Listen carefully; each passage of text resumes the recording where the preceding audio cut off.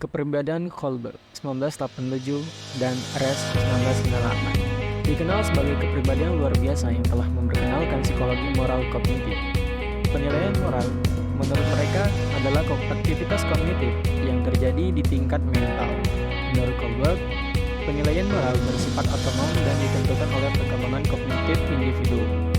Kohlberg menjelaskan bahwa pertimbangan terjadi dan dapat digunakan ketika individu membuat pertimbangan moral. Teori Lawrence Kohlberg mengklaim bahwa perkembangan moral terjadi dalam 6 tahap. Tahapannya sendiri disusun dalam 3 tingkatan, pra-konvensional, konvensional, dan pasca-konvensional. Untuk lebih memahami hal ini, kita dapat melihat contoh permasalahan di sekolah, di mana ada seorang siswa yang ingin memukuli temannya. Lalu beberapa murid lainnya yang menonton perkelahian tersebut berada pada tahap perkembangan moral yang berbeda. Dari sini kita akan lihat apa yang mereka lakukan dan bagaimana mereka akan membenarkan perilaku mereka. Tahap pertama, yaitu penilaian moral berdasarkan kepatuhan dan hukuman. Perasaan baik dan buruk yang dialami seseorang secara langsung terkait dengan apakah dia dihukum atau tidak. Ketika anak tersebut melihat apa yang terjadi pada temannya dan ingin membantu, tetapi dia tidak melakukannya karena takut guru akan menghukumnya jika dia ketahuan berkelahi. Dia bertanya pada diri sendiri, bagaimana dia bisa menghindari hukuman. Pada tahap kedua, yaitu motivasi dan kepentingan pribadi. Dilihat seorang anak perempuan memutuskan untuk ikut campur dan membantu temannya.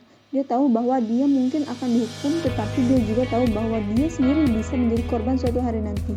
Jika dia membantu teman sekarang, dia mungkin membantunya di masa depan. Perempuan itu bertanya pada dirinya sendiri, apa untungnya bagi saya?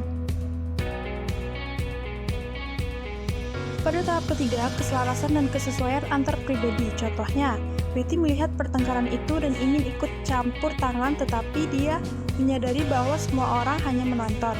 Dia memutuskan untuk tidak terlibat. Dia ingin orang lain melihatnya bahwa dia adalah gadis yang baik sesuai dengan etika komunitas. Dia bertanya pada dirinya sendiri, apa pendapat orang lain tentang saya? Lalu, selanjutnya pada tahap keempat yaitu menghargai otoritas dan ingin menjaga ketertiban sosial. Contohnya, saat guru melihat kelompok berkelahi, dia langsung turun tangan dan berteriak stop, dilarang berkelahi di sekolah. Dia merasa bahwa di atas segalanya adalah penting mengikuti aturan sekolah. Jika tidak, kekacauan akan terjadi. Dia bertanya pada dirinya sendiri, bagaimana saya bisa menjaga hukum dan ketertiban? Pada tahap kelima, yaitu memahami aturan sebagai kontrak sosial sebagai lawan dari perintah ketat. Contohnya, seorang anak perempuan melihat dari jauh dengan tidak yakin bagaimana perasaannya tentang hal ini. Baginya, aturan hanya masuk akal jika sesuai dengan tujuan yang benar.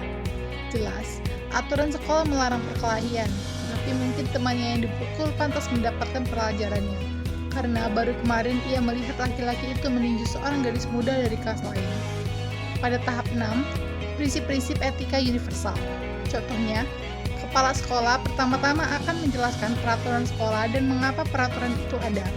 Dia kemudian mengklarifikasi bahwa peraturan hanya berlaku jika didasarkan pada keadilan. Prinsip moral tertinggi kepala sekolah adalah kasih sayang. Dia percaya bahwa semua orang harus belajar untuk memahami sudut pandang satu sama lain, dan bahwa mereka tidak merasa sendirian dengan perasaan mereka.